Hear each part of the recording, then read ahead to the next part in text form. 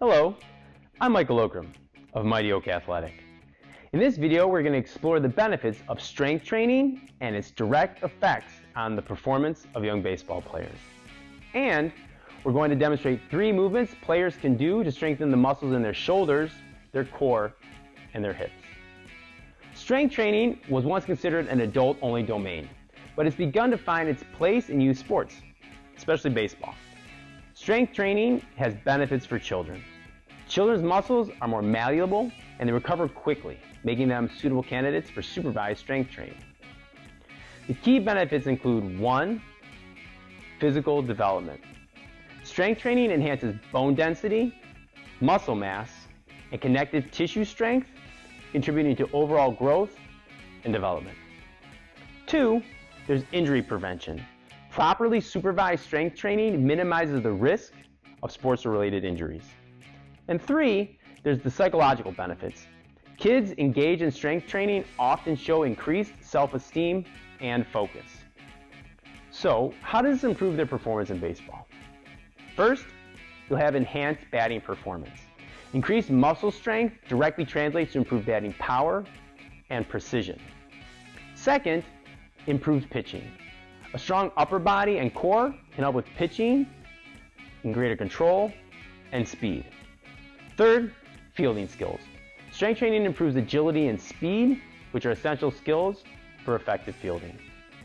So what are some of the challenges and considerations? While the benefits are clear, it's essential to ensure that strength training programs for children are carefully designed and supervised. Expert guidance and gradual progression are key to avoid overtraining and injury. By fostering physical and psychological growth and enhancing specific skills vital to baseball, strength training is an indispensable tool in developing young athletes. Now, let's take a look at those 3 movements to improve strength in the shoulders, the core, and the hips. Many student athletes come to us and they have weak shoulders and they also lack mobility in their shoulders. So one of the great moves you can do as part of a warm-up is have your athletes stand with their back against the wall, pushing everything from the top of their head, through their shoulders, through their hips, their calves, and their ankles, all the way making contact on the wall. Then have them bring their hands all the way up. What you'll find is most of them lack the range of motion to complete this right here.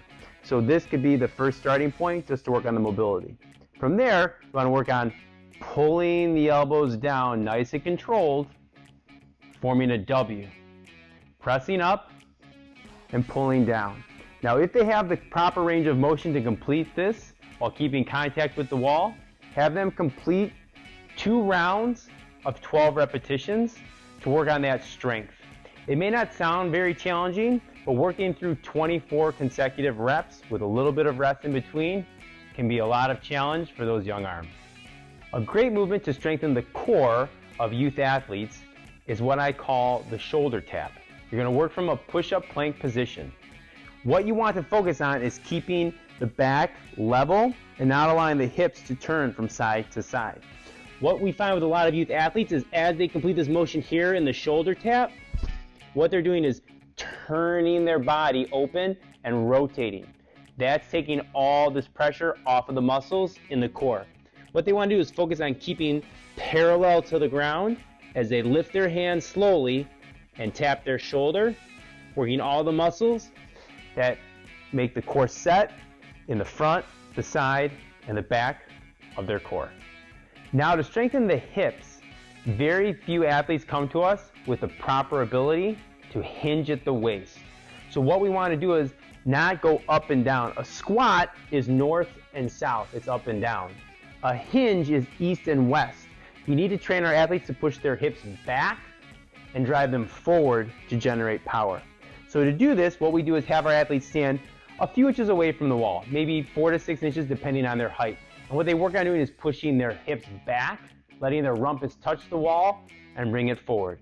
Rump to the wall, rump away from the wall. And then what we do is from there, once they've figured out that motion and how to drive back and forward, we then give them some resistance. We maybe give them a light bar, a training bar to work on going down and up. And that is going to learn to generate power in the hips, which translates to sports. So start them against the wall, work them a couple of rounds at 12 reps, check their mobility, make sure that they understand the concept of moving east and west, and then move it into a loaded motion.